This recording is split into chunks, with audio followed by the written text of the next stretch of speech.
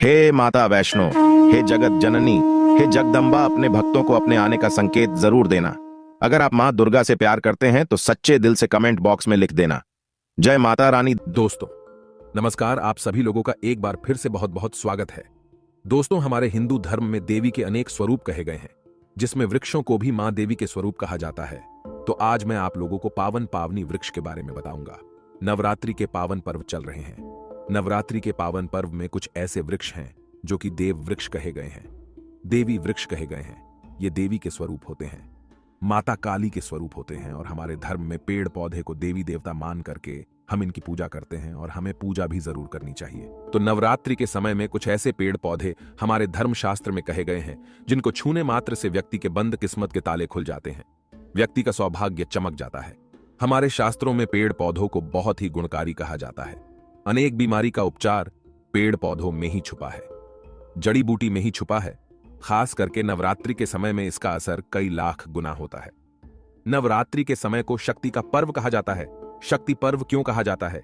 क्योंकि इस समय अचेत जो वस्तु होती हैं वो भी चेतना युक्त हो जाती हैं। अर्थात इस समय जो शक्ति हमारे धरती लोक में आ जाती है। नौ दुर्गा को क्या बोल सकते हैं? हम शक्ति बोल सकते हैं तो माता रानी इस धरा पर आती है, इस पृथ्वी लोक पर आती है।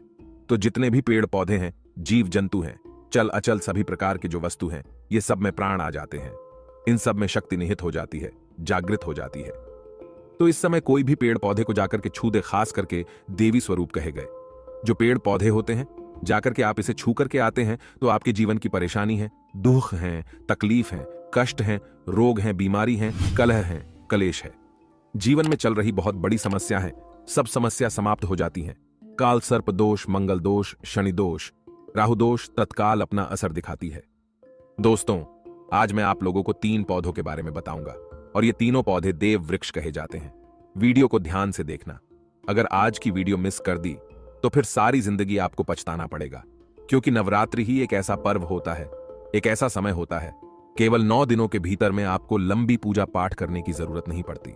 केवल 9 दिनों के भीतर में ही आप अपनी समस्या को, आप अपनी गरीबी को स्वयं अपनी आंखों से समाप्त होते हुए देख सकते हैं। मैं जिस वृक्ष के बारे में बता रहा हूं, ये सारे वृक्ष आपको अपने घरों के आसपास में बहुत ही आसानी से मिल जाएंगे। दोस्तों, वीडियो में आगे बढ़ने से पहले, जानकारी बताने से पहले, अभी तक कमेंट बॉक्स में जय माता दी नहीं लिखे हैं तो जय माता दी जरूर लिखना। दोस्तों, मेरे जो उपाय होते हैं, आप लोगों को मैं सरल से सरल आसान उपाय बताता हूं, जो उपाय बहुत ही सरल होते हैं, बहुत ही आसान होते हैं, और ये रामबाण की तरह काम करते हैं। तो वीडियो को ध्यान से देखना। कौन से ऐसे 3 वृक्ष हैं जिसे हमें छू करके नवरात्रि के समय में जरूर आना चाहिए। एक खास बात सभी दर्शकों को बताना चाहूंगा, नवरात्रि के समय में जितना ज्यादा हो सके देव वृक्ष की पूजा जरूर करना। दोस्तों, देव वृक्ष में कई प्रकार के वृक्ष होते हैं। चलिए मैं आप लोगों को बताना चाहूंगा कौन से वृक्ष को छूने से हमारी गरीबी मिटती है। पहला जो वृक्ष है, बेल का वृक्ष। जो बेल का वृक्ष है, ये वृक्ष माता पार्वती के पसीने से उत्पन्न हुआ है। स्कंद पुराण के अनुसार जो माता पार्वती हैं, ये देवी स्वरूप कही गई है, अर्थात ये 9 दुर्गा के स्वरूप कही गई हैं। तो स्कंद पुराण की कथा में कहा गया है जो बेल का वृक्ष है, माता पार्वती के पसीने से उत्पन्न हुआ है। इसकी डाली में पार्वती, जड़ में ब्रह्म, तने में विष्णु एवं समस्त जो हिस्से हैं उसमें भगवान शंकर जी बसते हैं। संध्या काल में शिव मंदिर के समीप या 9 दुर्गा मंदिर के समीप जो बेल के वृक्ष हैं, इसके नीचे में घी का दीपक जलाने से व्यक्ति धनवान, गुणवान एवं पराक्रमी बनता है।